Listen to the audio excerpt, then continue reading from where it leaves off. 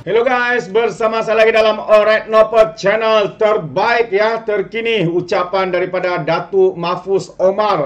Satu mesej yang begitu padu ya, diberikan oleh beliau dalam satu majlis perasmian mesyuarat tahunan Parti Amanah Kawasan Sungai Buloh.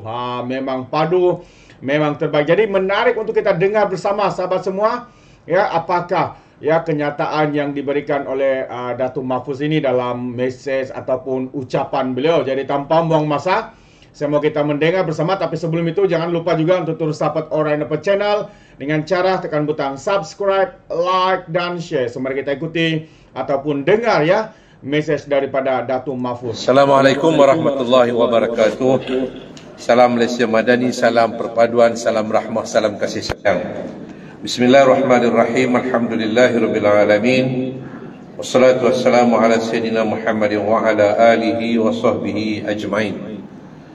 Yang mulia pengacara majlis, yang berhormat Ustazah Mariam Abdul Rashid selaku Ketua Amanah Kawasan Sungai Buloh dan juga Ahli Dewan Undangan Negeri Meru, yang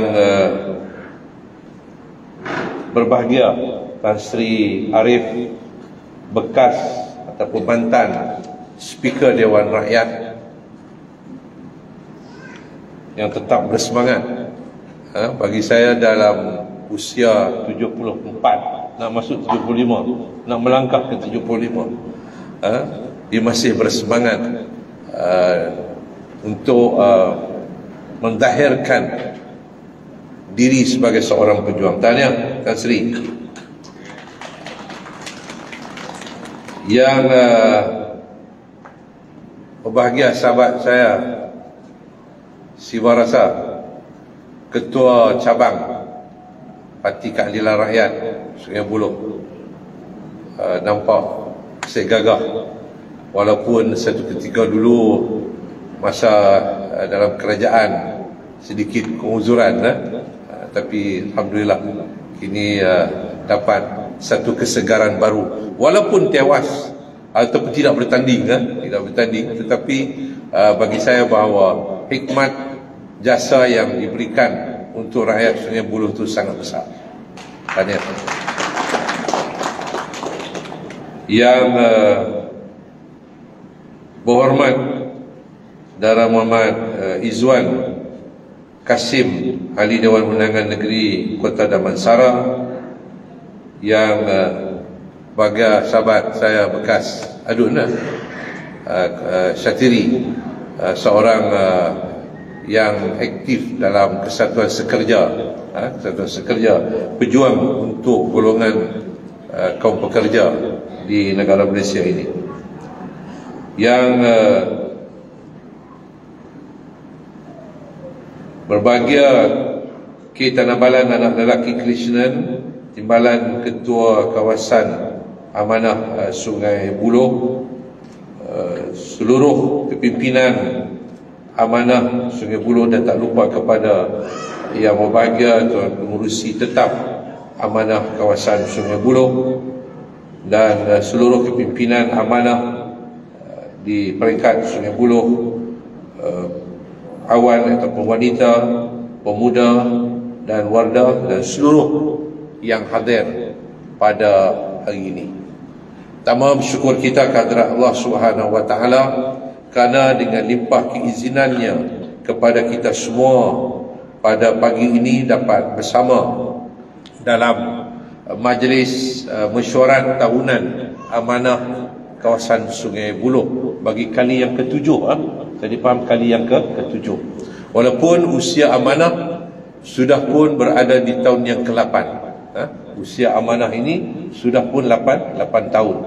Dan saya percaya bahawa di peringkat usia sebegini, kita telah pun berjaya menempuh dan mengharungi cabaran yang begitu besar dalam sepanjang penumpuhan amanah dan juga perjuangan yang dibawa oleh kepimpinan dan juga seluruh ahli-ahli amanah di semua peringkat.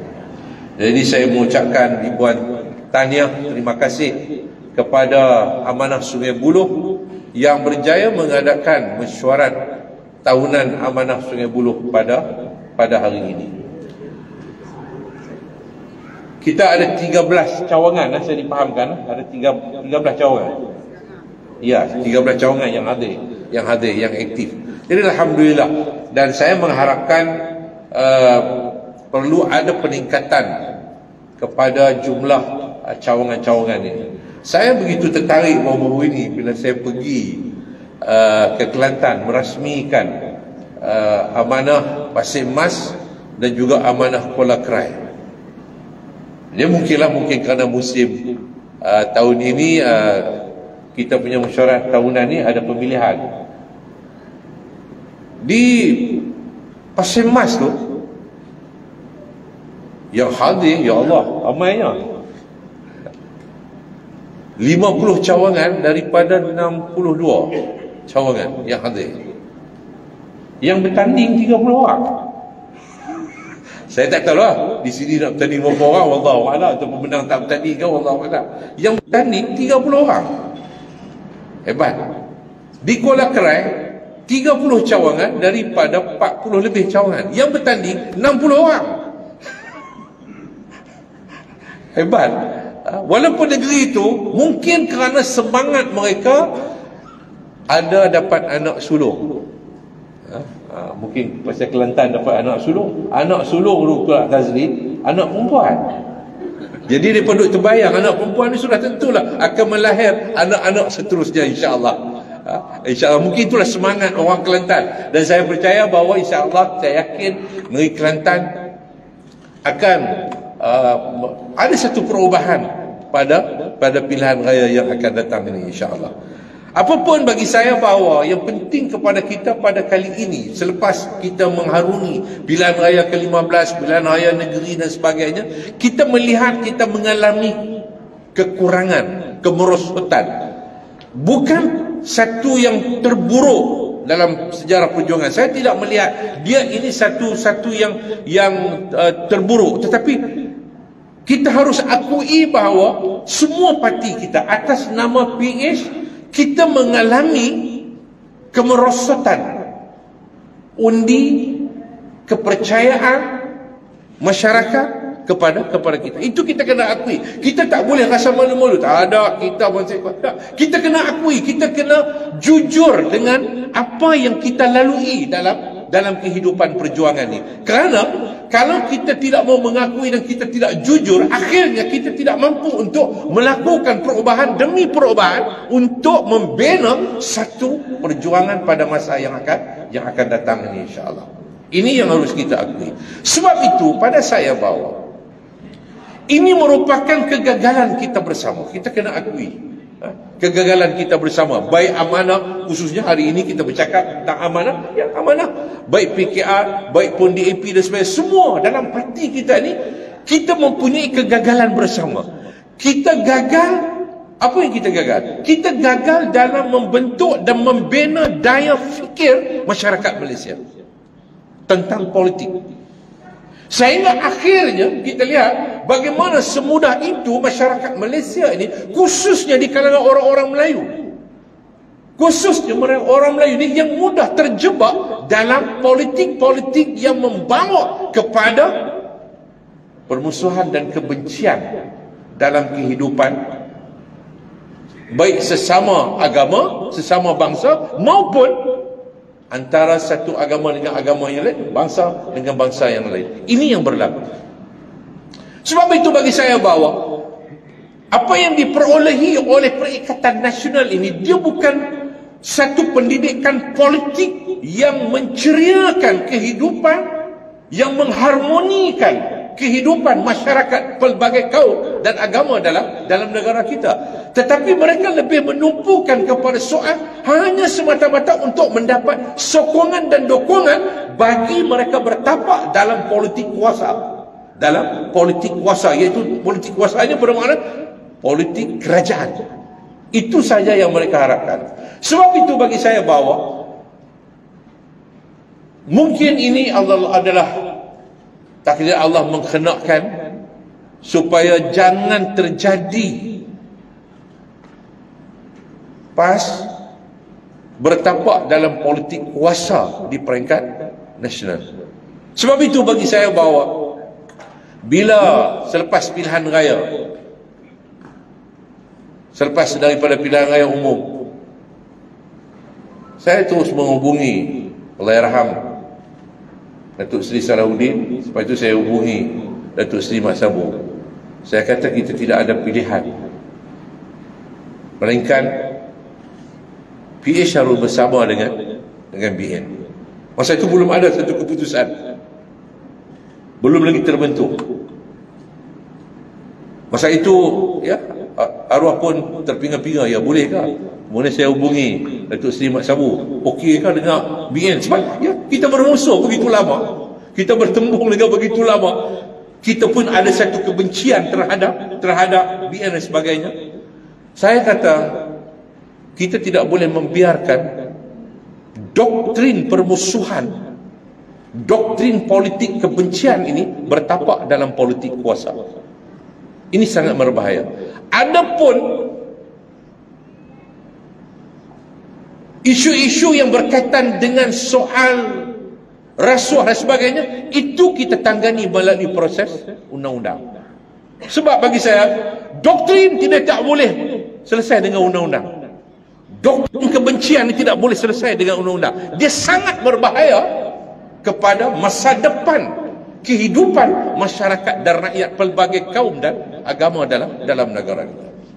Itu sikap saya selepas daripada kalah di pokok Sena dan kita hilang begitu banyak, hanya tinggal satu kerusi di negeri Kedah.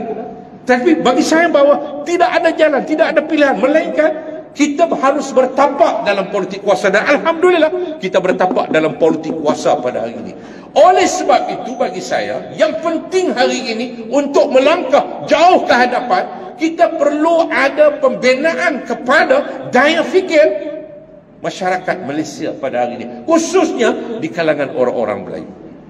Saya sangat bimbang untuk hadapi pilihan raya umum yang akan datang. Kalau di negeri Kedah, kalau dikira daripada tahun selepas, ya, tahun 2023 sampai 2000, kita punya penggal 2000 sampai 2027, sampai 2027 di Kedah akan lahir pengundi baru, pengundi muda orang 18 ini 250,000 orang seluruh negeri Kedah. Itu daripada tingkatan 2 sampai habis, sampai tahun 2027. 250,000 orang seluruh negeri Kedah. Bayangkan di Selangor. Saya percaya di Selangor akan lebih, sebab lebih ramai orang di Selangor, lebih banyak sekolah. Kita boleh ambil unjuran itu daripada pelajar-pelajar daripada tingkatan 2. Ini memerlukan kepada pembinaan daya fikir di kalangan anak-anak muda ini.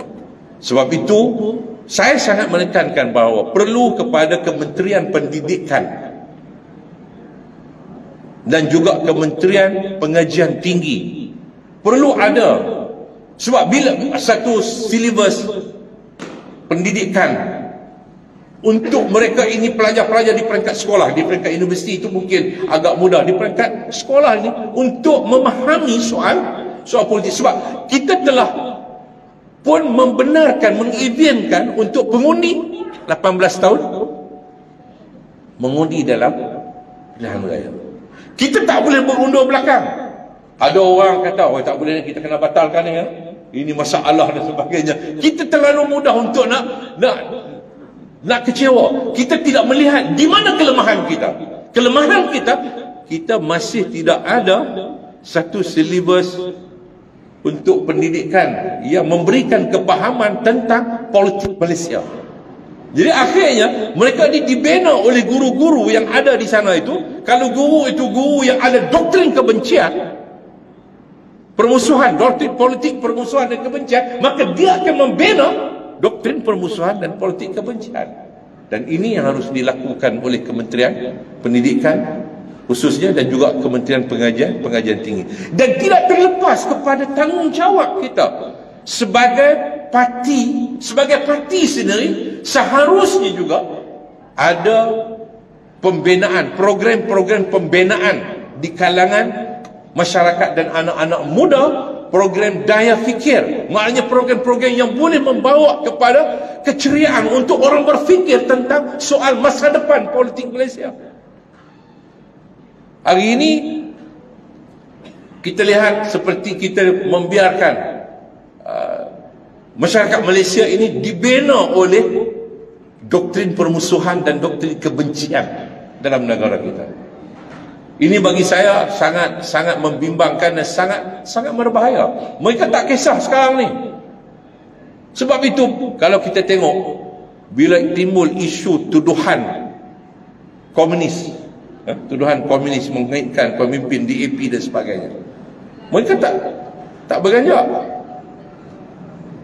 Dia tak tarik balik. Dia sanggup menghadapi Saman Siva. Sebab bagi dia percaya orang Melayu ini akan bersama dengan dia. Orang Melayu akan memihak kepada dia, walaupun benda itu tak betul. Walaupun nanti mahkamah membuktikan bahawa tuduhan itu tidak betul, tetapi dia akan mengatakan, oh ini mahkamah ini kerajaan madani.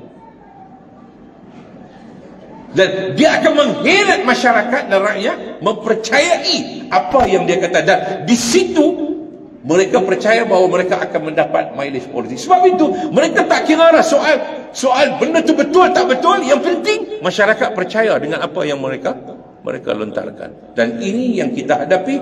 Macam saya sebutkan tadi, daya fikir masyarakat Malaysia ini begitu lemah, mudah terpesona dan mudah untuk mempercayai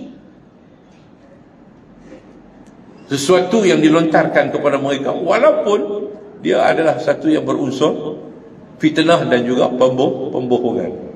Jadi bagi saya ini merupakan satu kerja berat yang perlu kita lakukan. Yang kedua yang saya nak sebut ialah parti amanah ini, khususnya parti amanah. Kita perlu melihat bahawa parti amanah adalah parti masa depan.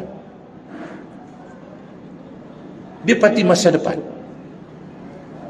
Kita tak boleh hanya syok dengan masa-masa lalu, masa-masa silam. Sebab masa berjalan. Kita tak boleh rasa, oh dulu aku begini. Nah, kita duk bangga dengan masa lalu. Ya, masa lalu itu ukuran. Kita boleh menjadi dia sebagai satu ukuran pengalaman yang kita lalui, tetapi kita tidak boleh untuk bergerak seperti mana masa lalu. Tetapi kita harus bergerak bukan lagi pada hari ini, tetapi bergerak kepada ujuran untuk masa depan. Dengan melihat masa kini apakah keperluan yang diperlukan oleh masyarakat dan rakyat dalam negara pada hari ini. Tetapi hakikatnya bahawa kita nak bergerak dalam bentuk masa depan.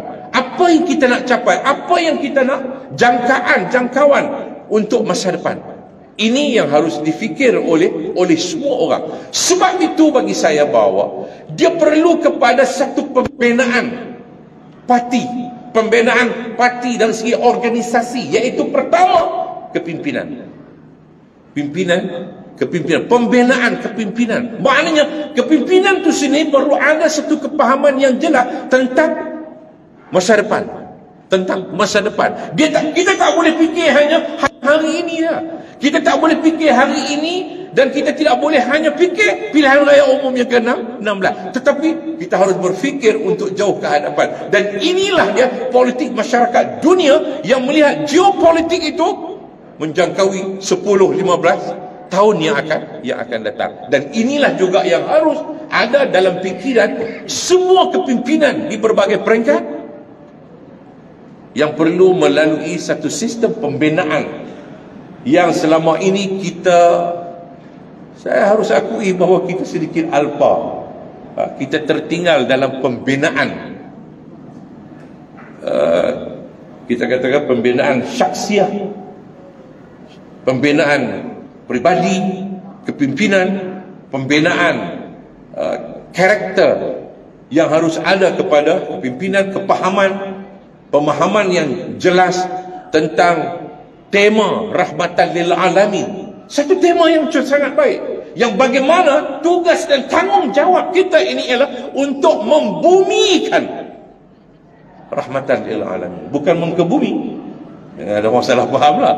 Membumi, maksudnya membumikan tema rahmatan lil alamin ini, iaitu dalam satu penghayatan kehidupan kita, perjuangan kita, dan juga membawa di tengah-tengah kehidupan masyarakat dan juga rakyat.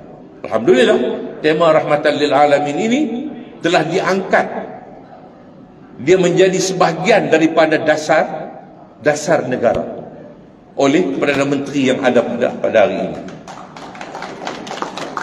Malah sejak daripada sewaktu 22 bulan kita memerintah, tema ini sudah pun dijadikan sebagai satu dasar negara, dipersetujui dalam kabinet pada 22 bulan yang lalu. Dan hari ini sekali lagi Datuk Seri Anwar Ibrahim mengangkat tema rahmatan lil alamin ini bersama berada dalam dasar kerajaan madani yang ada pada hari ini. Alhamdulillah, ini yang harus difikirkan. Saya bila sebut tentang rahmatan lil alamin, saya terimbau kepada Allahyarham sahabat yang telah pun pergi meninggalkan kita.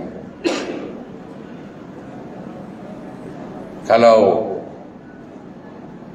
kita kata musim-musim mesyuarat tahunan ini, musim-musim convention ini,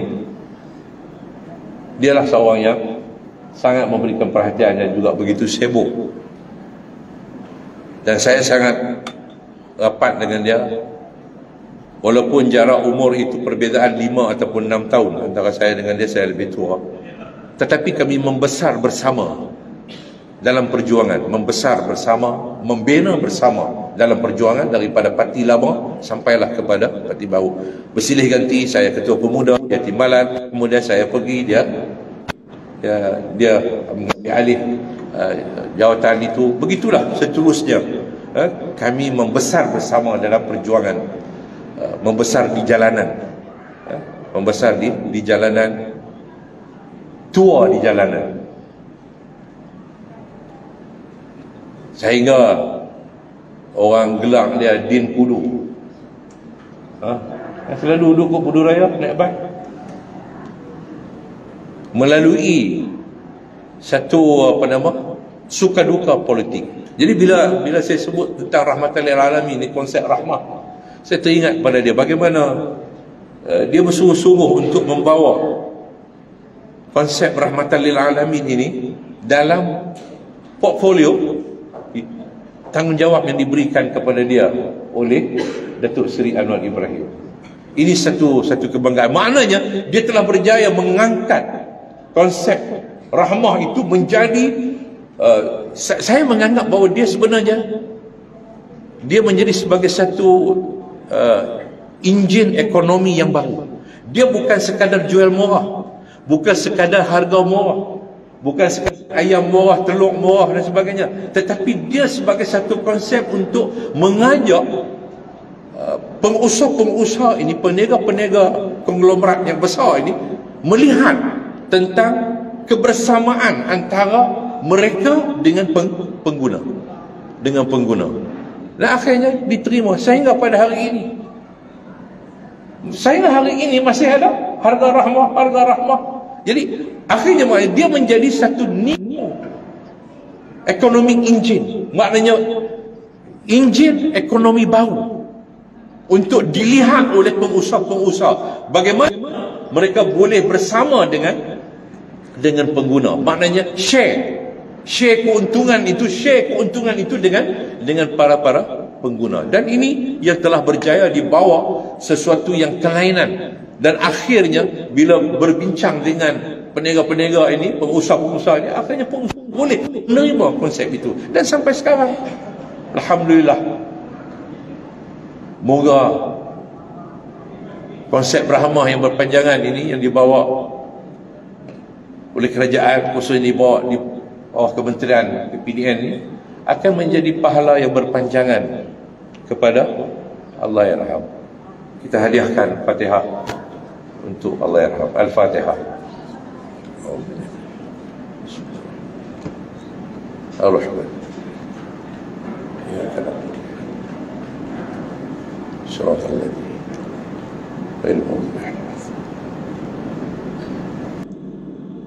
Terbaik sahabat-sahabat semua. Itu dia satu ucapan yang pas syarat dengan mesej yang begitu baik sekali sahabat-sahabat semua. Jadi kita mengharapkan ya supaya Parti Amanah terus diperkukuhkan, diperkuatkan ya, khususnya menjelang 4 tahun lagi ya untuk pilihan raya umum yang ke-16 ini. Jadi terbaik itu dia. Terima kasih kerana bersama dan mendengar. Sekiranya anda mau berikan sebarang komen, anda boleh berikan komen anda dalam ruangan komen. Jadi, terima kasih. Izinkan saya untuk mengundurkan diri. Dan seperti biasa, peribahasa mengatakan, tak apapun kangkap, 2 ton keinginan. Dalam bahasa Melayunya, tepuk dada, tanya selera. Sekian saja daripada Alright Channel. Sekarang kita berjumpa lagi. Bye-bye.